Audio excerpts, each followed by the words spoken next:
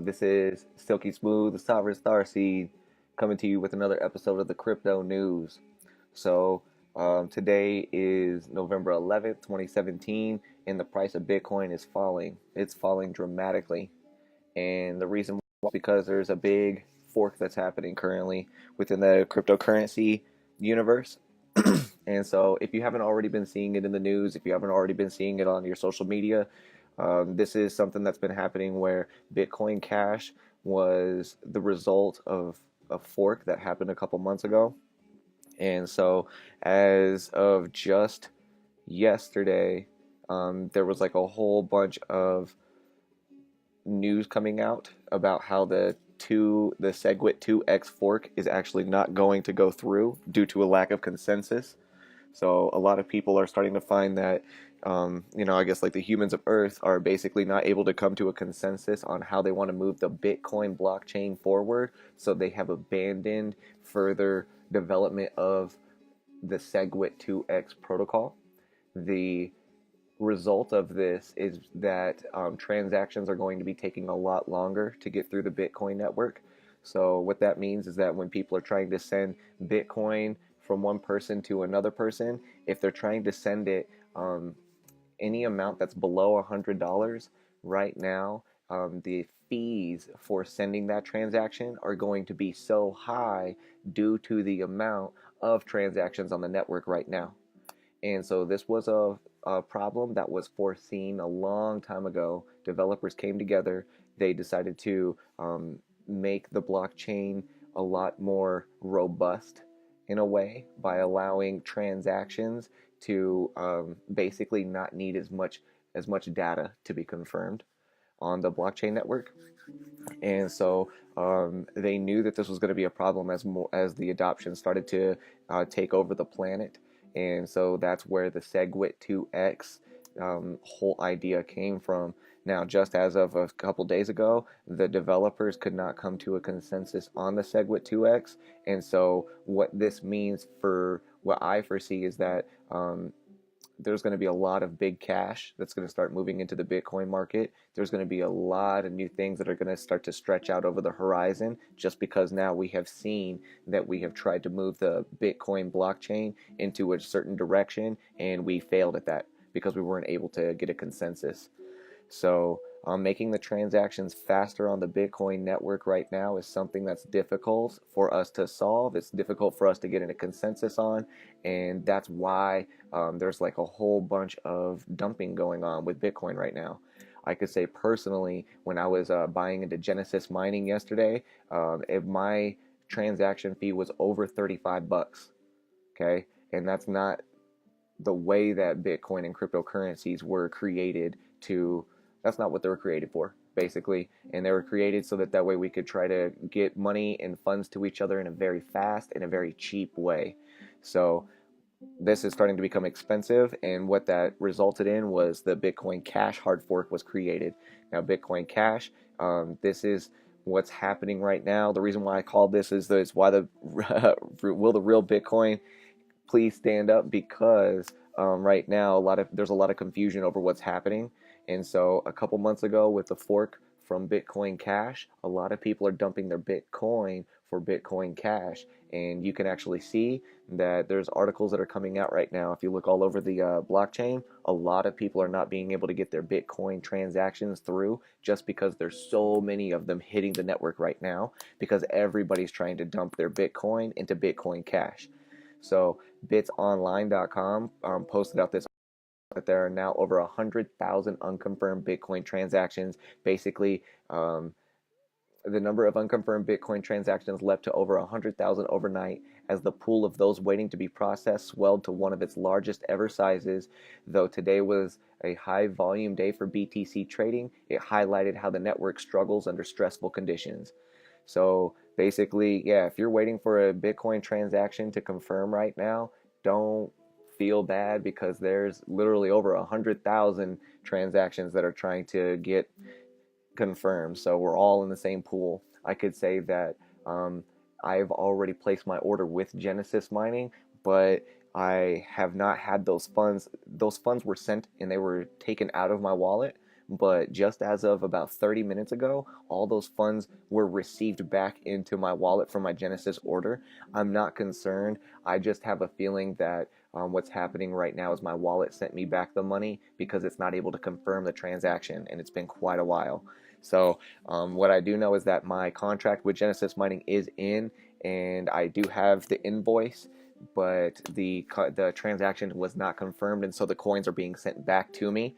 If any of you guys are using similar wallets, I use Exodus Wallet. If any of you guys are using Exodus Wallet and you had the similar experience, I would just say sit tight. Go ahead and just download a PDF version of your invoice from Genesis Mining, because that will be your proof that you did make this order. And then just go ahead and sit tight. Don't move the funds around that you were spending on Genesis Mining, because I foresee that within about the next week, those funds are going to be debited off of our Bitcoin wallets. And that could also change as well, just because all of these transactions going on right now, things are still up in the air. But Sovereign Starseed wants the people of the earth to know that that's the safest way to just go ahead and make sure that you're not worried while these transactions are happening. Okay, so yeah, there's a whole bunch of Bitcoin transactions that are happening on the network. Don't feel bad. Everybody's starting to see the unconfirmed transactions, and this is what it is. This is how the network works when it's under a lot of stress. This is why SegWit2x was created. This is also why Bitcoin Cash was created. So that's also why people are going ahead and dumping all their Bitcoin into Bitcoin Cash, me included. So next, I just want to go ahead and show you this, is that, like, yeah, on Genesis Mining, I'm not sure if you guys have seen the emails coming out or the tweets coming from me, but they've definitely got open-ended Bitcoin mining contracts going on right now. I've purchased mine. As you can see, I've upgraded my terahash here. And so with this, what I wanted to go ahead and say is that because of what I just said in this show, the amount of Bitcoin transactions that are getting through the network, it's going to take a while. It's going to take more than a day. So what I've done was I went ahead and I switched up my mining allocation from BTC over to Dash. And the reason why I'm doing that is because Dash is on a different algorithm. It's on a different network, and it's on that's facing less stress right now. And so that's just something that I've done. And it's just a move that I wanted to go ahead and share with you guys as well, is that, like, if you end up switching some of your mining allocations over to Dash right now, you'll be able to end up getting your payouts not only a lot faster, but you'll also end up getting a lot more of them, because the transaction fees aren't going to end up being as high. So just wanted to show you guys that, making money moves. All right, next, I wanted just to go ahead and show you guys that Bittrex and a few other sites are starting to face a lot of phishing and scam attempts. So there have been a couple of reports coming out where basically there have been quite a few redirects from the Bittrex.com website. As you can see here in this screenshot, there was a report that came out on the internet where somebody almost lost thousands of dollars because they thought that they were logging into Bittrex. And as you can see here, this site looks pretty legitimate. It's pretty close to like the mobile version of what Bittrex would be. But if you look at the address bar, it even says TPS, but it says BLTTREX. And so it's important for you guys to know that, I just want to make sure that you guys are checking your URLs and checking your checking your websites before you enter any identifying credentials, before you enter your email address or anything. Just look through here, because these guys are getting a lot of money by scamming people and getting their credentials and getting access to their wallets. And then after they have access to your wallet, they could do whatever they want. So yeah, that's one of them. Here's another one that's actually even kind of more concerning to me, because this one's going to require a lot more scrutiny, I guess, from us. And so this is something that's official, and it's been out there. It's like, it's an ad, it's being put up, it's on Google right now, so these guys are good with their SEO. But as you can see right here, this is something that has been hitting not just like one, but like all kinds of exchanges, all kinds of website all kinds of websites. And that's not like, this is called a homograph attack. And so basically what happens is that these hackers will try to go and take the name of the website and try to switch it up with a specific or special character so that it looks the same. And if you look at this one is BIT and then some kind of encrypted character T, rex.com. But the way that that T looks, it would take you, you'd have to like literally like go in and like zoom in on that to see that, like, oh my goodness, even though this is HTTPS and I got the lock right here, that this is actually not the real site and this is a scam site. So I want you guys to see that. Oh, hey, hold on. Let me go ahead and check the chat. My fault, people. Let me go ahead and check the chat. Check the chat. Hey, what's up, everybody that's joining in? Thank you so much for joining in with me right now. We're going over a couple of different things with the crypto news today. So thank you so much, Free, for joining me. And so, yeah, we're just talking about some of these homograph attacks because these are prevalent. These are out there. Make sure that you're only signing into the correct Bittrex account because, you guys, anybody can end up taking this. Anybody can take these images and they can just put them on their website, make it look like an official website. So this is something that we should definitely be paying attention to, something that we should be aware of. And then next, something that Sovereign Starseed is really proud of, and this is a really good example of how I see cryptocurrencies working with government agencies on the planet going forward. And this is just something that I'm just very pleased to see. So Coindesk.com has put out an article today talking about the Singapore central banker. Singapore central banker is talking about how regulators have a duty to learn from ICOs. Now, this is beautiful. This is what Sovereign Starseed is talking about. This is what we need to be doing on the planet across all kinds of places in order to really evolve the planet in a very fast way. So it gives me so much pleasure to go ahead and show you guys a good example of what governments are doing. And so let's just go ahead and read some of this. An executive at the Monetary Authority of Singapore has said that the developments around ICOs and cryptocurrencies can offer lessons for regulators. Let me just slow that down for anybody that's going to watch this later on. But an executive at the Monetary Authority of Singapore has said that developments around ICOs and cryptocurrencies can offer lessons for regulators. So Yao Lung, I don't know if I'm pronouncing your name correctly. I apologize if I'm butchering that, but respect to you. So as executive director of the Monetary Authority of Singapore's Financial Markets Strategy Department said that although many are skeptical about the speculative use cases of technology, regulators have the fiduciary duty to be alert for the potential outcome. This is, oh gosh, this is beautiful. So as reported by Edge Markets, this regulator, this central banker, indicated that the time to market for ICOs compares favorably with IPOs, which can take 9 months to prepare.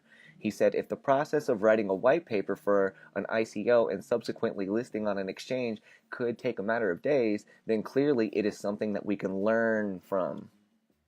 Okay, this is beautiful. So he made his comments during a panel discussion at the Capital Markets Conference in Kuala Lumpur on Wednesday. This follows last week's announcement from Malaysia's securities regulator that it is working on relevant regulations and guidelines for functional use cases of digital assets. This is a less clarified, but still along the same lines statement from Malaysia. So I think this is beautiful, guys. What I absolutely see and foresee starting to happen with the world is that the countries that have been waiting for their opportunity to participate in the world's marketplace and wanted to have an equal ground and equal footing in that are going to be able to have that, and those are going to be the governments that are going to step up, embrace cryptocurrencies with open arms, and basically bend down and take a bow to cryptocurrencies and say, look, there's a lot that we can learn from this. There's a lot that we can get from this. And I am so grateful to end up seeing Singapore central banker trying to end up seeing it the way that I'm seeing it the way that, the other people that watch this show see it, because it's not about governments trying to write laws around how to capture all of the mechanics of cryptocurrencies and trying to capture all of the mechanics of ICOs. They can't try to fit that into a legal vehicle that we've had on the planet before, because all of those legal vehicles are based upon centralization, right? So it all goes across the principle of all of this. So the principle of ICOs and the principle of cryptocurrencies is decentralization. So we are only going to be able to try to understand and capture the mechanics of cryptocurrencies and ICOs by creating new vehicles and new bodies of law on the planet that are accommodating to all of this, that embrace the good and the bad, the potentials and everything of cryptocurrencies and blockchains. And so this is where, Singapore, you guys got big thumbs up from Sovereign Starseed today, because I absolutely love seeing this. I want more countries, I want more governments to see this. I want more countries and governments to follow suit, follow script into this. And, if it was just my vision, you know what I mean? I'm just one man. But like what I'm trying to say is that my vision going forward would be where we would start to have different governments setting up chat rooms, setting up websites, setting up feedback forms on how they could be better governments and how they could embrace and adopt cryptocurrencies better. In fact, let's go ahead and set up a contest on this channel right now. Let's try to see who is going to be the first country or the first government that's going to fully embrace cryptocurrency to the point where the citizens can go ahead and use whatever currency they want to pay whatever they want, even including state taxes. And that's where, you're going to start to see just the governments that are open-minded, the governments that are looking forward, the governments that are embracing these types of things. Those are the ones that are going to end up benefiting from this first. So that's just the way that I see it here. Setting up that contest right here. 11/11/17. Which country is going to be the first country to make the world happy because it embraced cryptocurrencies? You're going to end up seeing all kinds of people moving to certain countries just because they embrace cryptocurrencies. You're going to see other people leaving countries because using cryptocurrencies is just too hard. And so that's what I'm trying to say, that this is a beautiful time to be alive. There are some beautiful things that are happening now in the world, and Singapore is definitely trying to see this in the right way, trying to see this in the right eyes. You got big thumbs up from me. Anybody else that's watching this, and I would love to end up, seeing some more countries following suit to what this central banker has going on. So if you're a central banker, I suggest you go ahead and follow Yao Loong up on Twitter. Talk to him, pick his brain, see his heart, see where his heart is, see why he's thinking this, and see why you don't think that way, and start to think that way, because this is how we're going to adopt this. This is how the world is going to look forward with this. You've seen, if you're a big central banker, if you try to trash Bitcoin, what's going to happen to you? But this is something that if you're a big central banker from Singapore and you're trying to embrace it, look what's happening to you now. You got people like me talking about you right here on this today, and this fires me up. It gets me so excited to end up sharing this with you guys. So that's it. Don't want to ramble too long about that, but basically this is Singapore central bankers trying to do their best to embrace cryptocurrencies. I love it. I love it. If any of you guys end up finding anything else like this, please shoot links to me. I'm on Twitter. I'm on Instagram. I'm on all those things. So yeah, just shoot me a message. Sovereign Starseed. Next, I just want to go ahead and talk about how the U.S. Customs and Border Protection Advisors form a blockchain research effort. So Coindesk.com is putting out today that the U.S. Customs and Border Protection, they are basically going to start to research blockchains, and they're going to try to basically track a whole bunch of data. So that's the intentions of the humans inside the U.S. Customs Border Protection. The intentions of them are they're just basically trying to track things. And so this is something that, let's just go ahead and read some of it. Thus far, the advisory panel has identified a number of possible use cases for the blockchain technology. They've created a report that suggests that blockchain will be a major focus of research moving forward, and the group came up with 14 proposed use cases. This is U.S. Border Patrol. They included ideas such as capturing and keeping track of partner government agencies' licenses, permits, certificate of origin, reporting, and free trade agreement product qualifications, carnets, and bonded movement tracking. The paper indicates that group is now looking into those use cases and determining how they might be deployed using blockchain technology. At this time, it's unclear whether the Border Patrol Advisory Group's work will translate into tangible applications for the agency. That said, recent work with a number of U.S. departments points to the proactive stance on the part of some officials, so it remains to be seen if and how the Customs and Border Patrol embraces blockchain.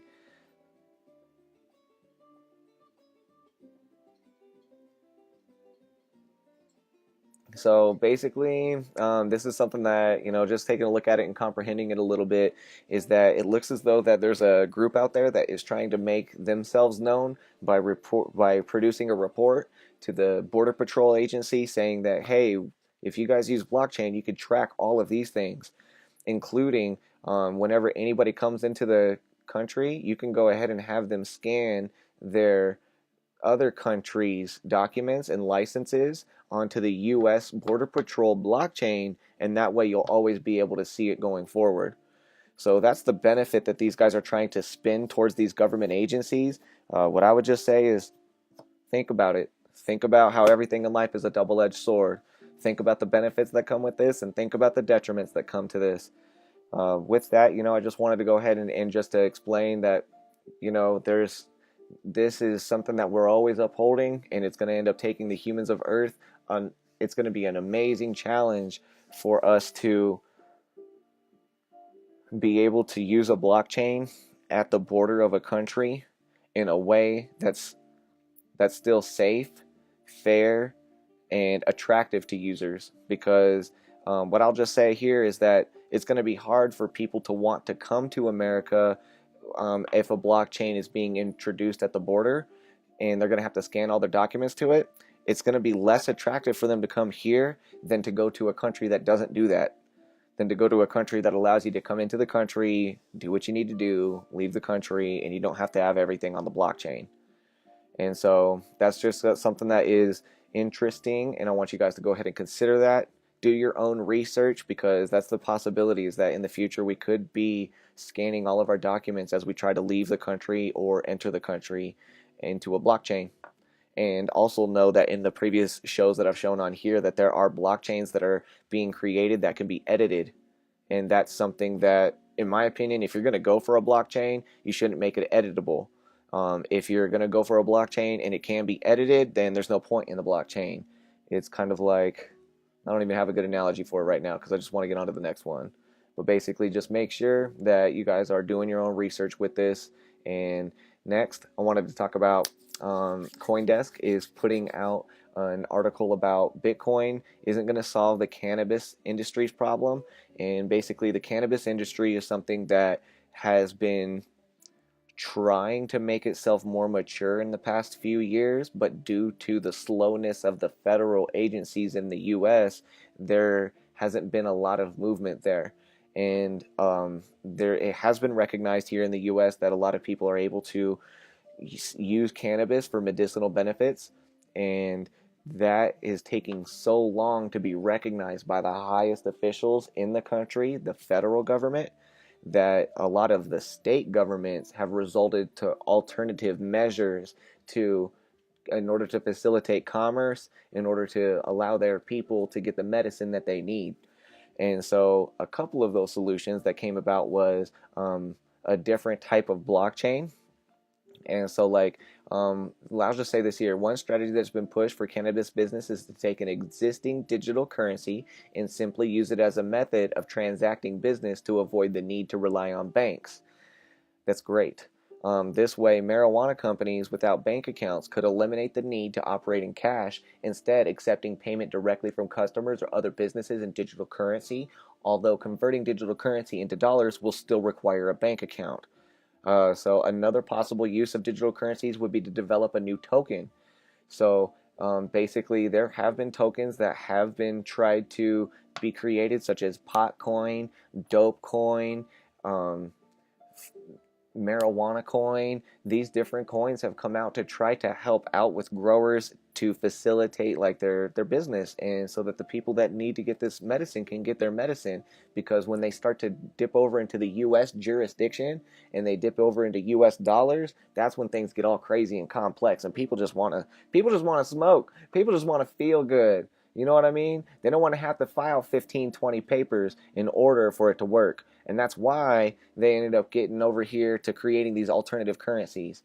Now, here's the other thing that CoinDesk is putting out: harsh realities. However, regulators, they say that even if you try to use an existing digital currency, or even if you try to create your own digital currency, um, regulators present a real and present threat to cryptocurrencies as they currently exist. For example, recent Chinese regulatory restrictions have seen the closure of platforms allowing people to buy or sell tokens. Like, guys, this hurts, man. Like, I can't believe, why are the Chinese thinking that they can control everybody on how they can spend their money? You know what I mean?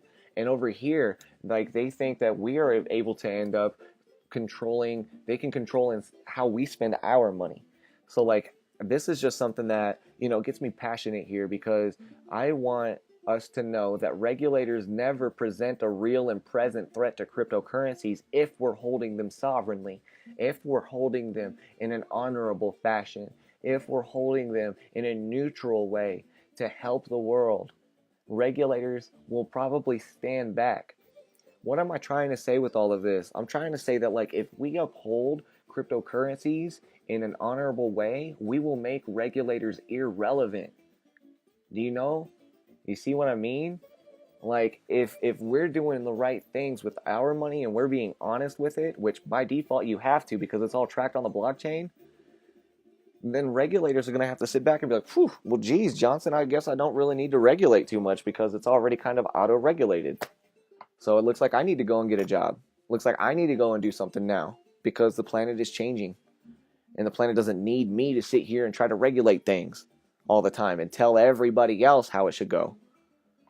So here's what I'll say is that, like, I thank you guys for definitely trying to end up regulating. It's good because there are a lot of people out there that don't understand this and don't comprehend this. But, at the same time, start following suit to Singapore, start following suit to Malaysia and other places that are like, hey, we need to adopt and see what we can do, what lessons we can learn from cryptocurrencies, because our technology is getting obsolete fast, fast. So, basically, these are just things that, like, I just wanted to go ahead and show you guys that, like, since Bitcoin started, it was started because of the central bankers basically holding everybody's money up and making them slaves, making them not be able to be free.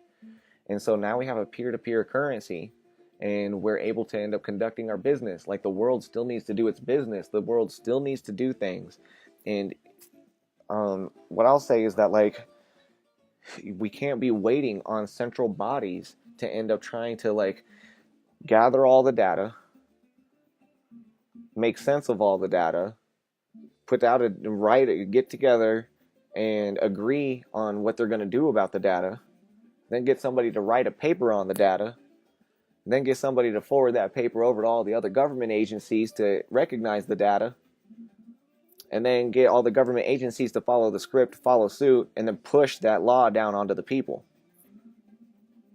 Man, that takes so long. So, like, what I'll say here is that, like, we're seeing this happen where, like, a blockchain just switched from Bitcoin to Bitcoin Cash, and it's happening right now within one day. There isn't any government on the planet that can do this, that can facilitate these types of changes for people. And that's where we're coming from here, is that, governments were good for a certain point when people were very scattered and people didn't understand, like, what was going on. And before the internet, they needed centralized places to go. But now I'm seeing that Earth is finding that decentralization is necessary and centralization is obsolete, and it's starting to get unnecessary. There are exceptions to every rule. So, there is centralization that is going to be needed in certain things. But here's one where you can see that in 2010, Bitcoin was starting to come out. It's now 2017, almost 2018. Medical marijuana has been around for about 7 years. And in Colorado, all the government officials are saying, yeah, we definitely agree. People are getting better from this plant. And we're going to allow people to use dollars and state buildings and things like that in order to get their cards, get their medicine, be able to smoke, so that way they could feel good, whether they're disabled, whether they're not able to be here for a lot longer, you know? So our state government is able to end up seeing that. But the problem in America right now is our state government still has to get the national government to recognize that. It's been 7 years, feds. It's been 7 years, guys. And so what I could say is, how much longer are we going to wait? Are we going to wait another 7 years? Are we going to wait until the year 2024 for the feds to tell us, hey, I think now it's time for you guys to use marijuana. We agree. Well, here's what I got to say, man. I could die before 2024. In fact, there's going to be a lot of people that will die before 2024. And we're not going to have to, I don't want us to have to wait for the federal government to tell us that marijuana is okay. In fact, the federal government's not in our body. So, you know, because of that, like, they can't ever say what's going on with my sickness. They can't ever say what's going on with my medical condition. And like, I would feel very sad if I was to wait for the federal government to tell me that marijuana was okay before I would smoke it, if I'm in major pain. And I am sometimes. So, you know, what I'll say to that, you guys, is that, like, do your own research. Uphold these coins in the best ways that you can. You can see how these types of things have been evolving on the planet, where, you know, we've been waiting for 7 years, like more than 7 years, for medical marijuana to be recognized. California already got on that before us, man. You know what I mean? And so, like, all of this stuff is sitting here, it's waiting for us, but, like, we have to uphold these currencies in the right way. So what I'll say is that, you know, do your own research. Just make sure that you keep your heart open, keep your perspectives clear, love one another, show empathy to one another, because that's how we're going to be able to understand these types of things, by working together and by seeing that, you know, with cryptocurrencies, at some point, the federal government's going to have to start to recognize it. They're already getting shut out. The federal government today has now become less technologically advanced than Singapore, because Singapore is advancing and they're embracing these cryptocurrencies and they're taking them further than my country's government. And so, you know what is interesting about that is that it makes Singapore more attractive to me now than the US by default. So here's what I gotta say is that, like, US government officials, man, please start to adopt this stuff. Start to make this country attractive to the people that live here and to other places as well, to the whole world. And that's when you'll start to end up seeing a lot of people being able to help and do what we need to do with places like Puerto Rico and Venezuela and Bangladesh and all these other places that are in need right now. But we have the option to do what we want over here. And so things are out of balance.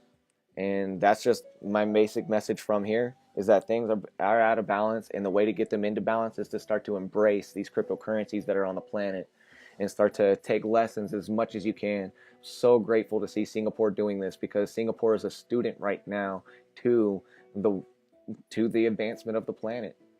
And so, you know, it's like, it's bending down, it's taking notes. Singapore's like, look, you know, like, we need to be a student to this. We don't know shit about this. We need to know about this.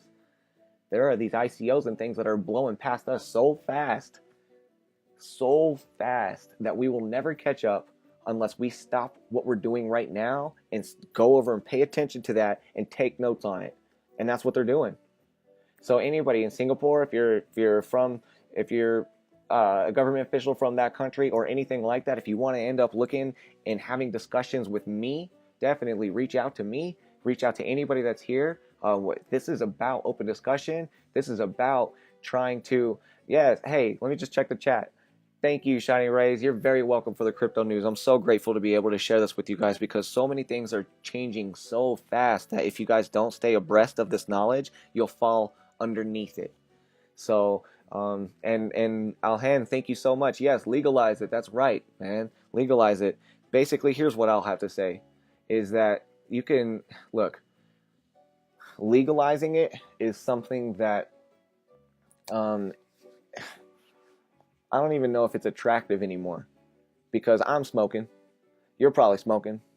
There's probably a lot of people out there smoking. And you know what? Like, we've been smoking. I'll tell you this, in Colorado, before it was medically recognized, I was smoking. And I don't have an apology for it. It's beautiful. It comes out of the ground. Guess what? I'm going to continue to smoke it. And so here's what I have to say is that it was a very interesting thing to me to realize that within the past decade here in Colorado, I was smoking marijuana before it was medicinally recognized. And it was so interesting to see all the people around me look at their pipes, look at their marijuana and smoke it. But then like when they said that it was going to be legal, then people like really started to be like happy about it. And they were like really starting to be like, okay, now I'm going to, like, there were people that weren't smoking before that were going to be like, okay, now that the government said so, I'm going to smoke it. So here's what I got to say is that, like, to me, it didn't change me. It didn't change anything at all. The governments, the federal governments, these types of things, these people that are making these types of laws, they made a law one day, like they made it on Tuesday. I was smoking on Monday. I was smoking on Tuesday. Nothing changed. And I was smoking on Wednesday. Nothing's changed. Right? Nothing's going to change. These guys can try to make the laws in, but that's just so that the governments can try to show that they're relevant. So that they can be like, oh, hey, please, can you pay attention to the laws that we just wrote in? Man, I'm smoking. So what, you wrote in a law?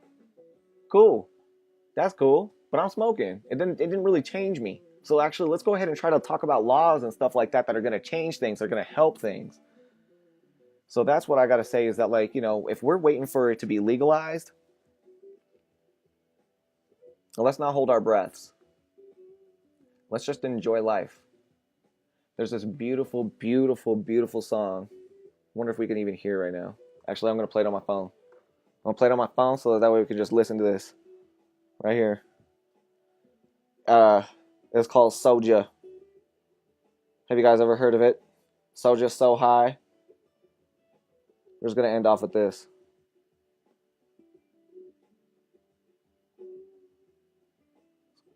Good show today, guys.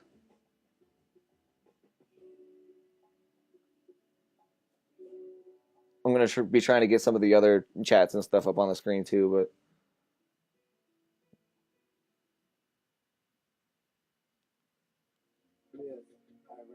there we go. Babylon burn, burn.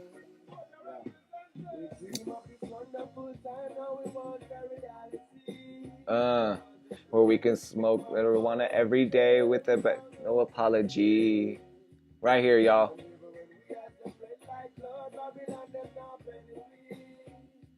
Because of the healing of the nation, no way, no one, no aggravation.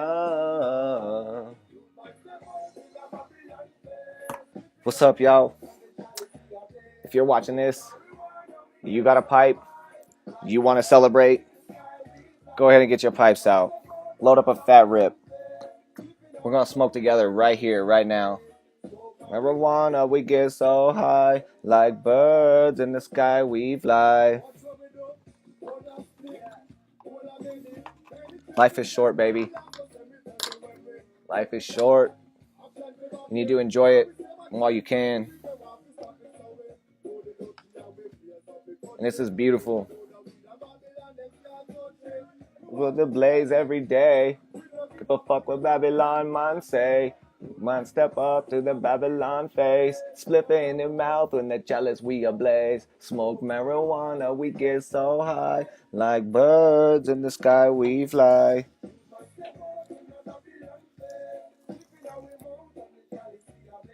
Anybody loading up their pipe now? Let's go ahead and feel this now. No apologies, guys.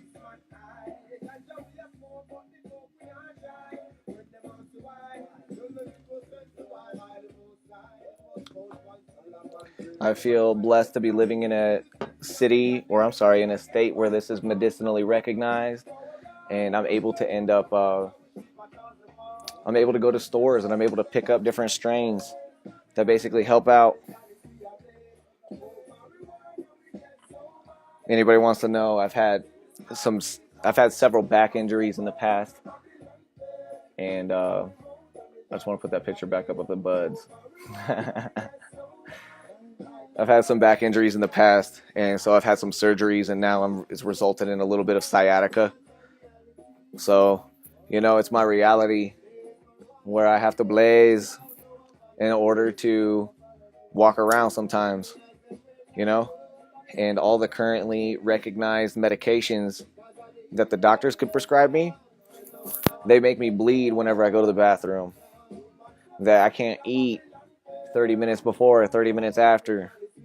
I can't sleep. I can't operate heavy equipment. All that type of stuff when I take those types of pills. And I don't get any of that when I smoke this. So, hey, no apologies, baby. Sovereign Starseed. Just gotta love your life, man. Life is short.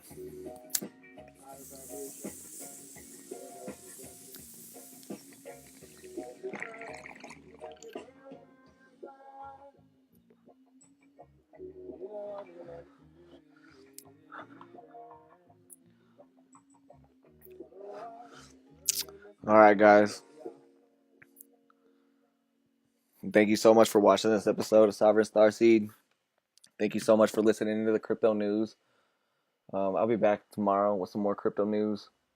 If you got any questions, got anything that you want to talk about, shoot me a message. I'm here. Sovereign Starseed. Signing out, baby.